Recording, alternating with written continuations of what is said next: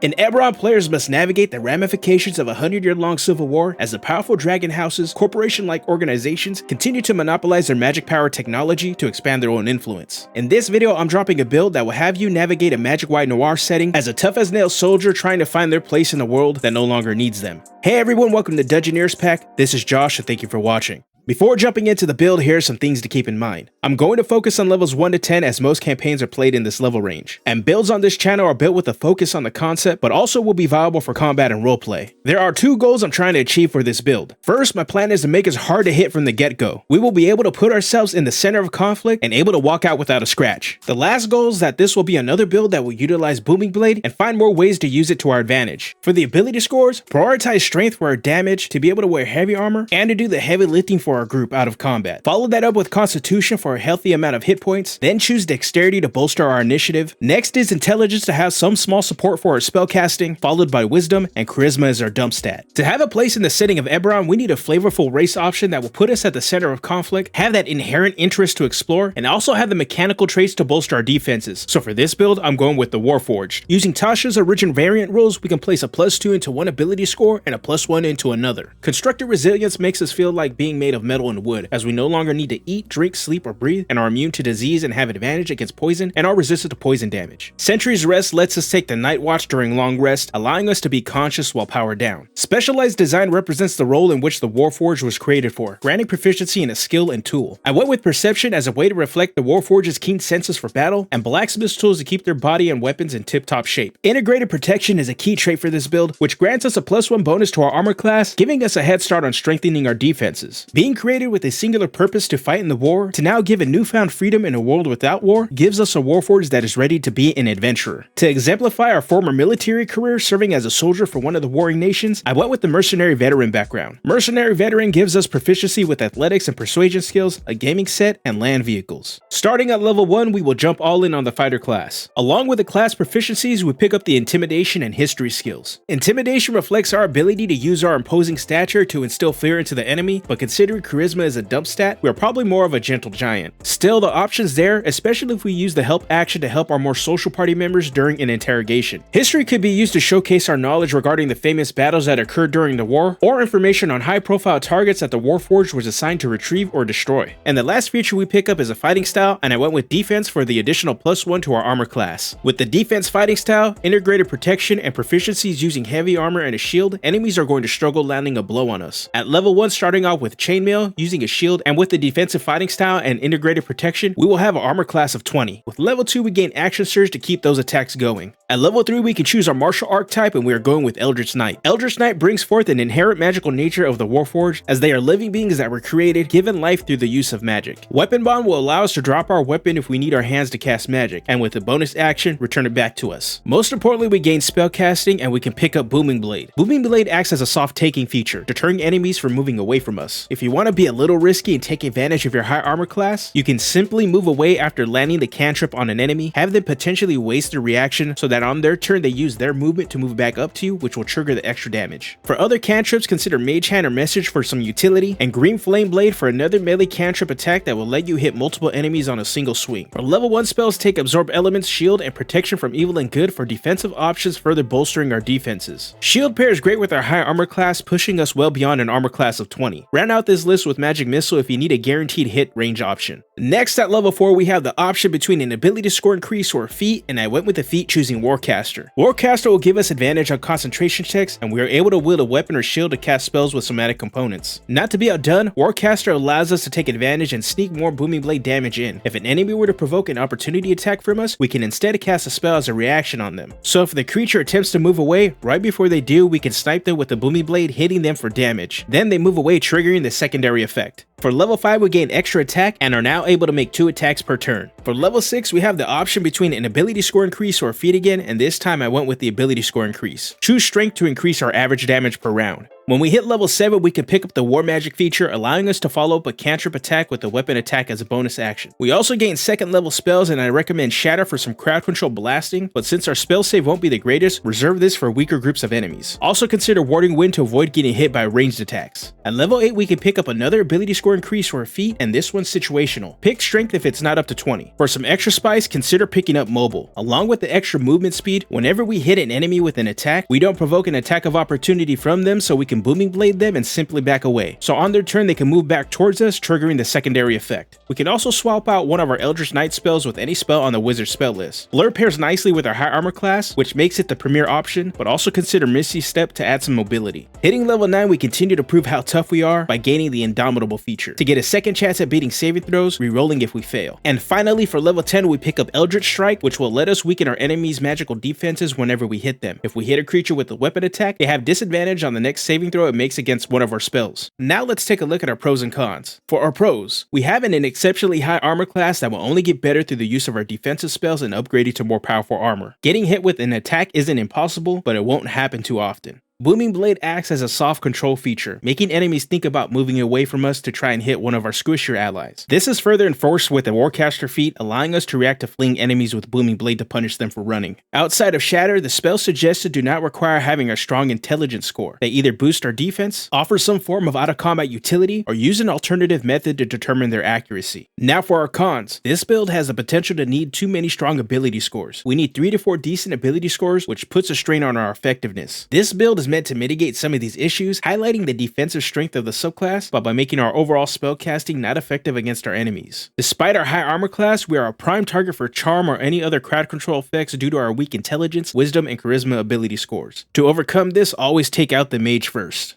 With that said, I want to hear from you. How would you build an Eldritch Knight in 5th edition? Let me know down in the comment section. If you enjoyed this video, make sure to give it a like, and if you want to see more content like this, go ahead and hit that subscribe button. Alright, I'm out of here. Have a good one.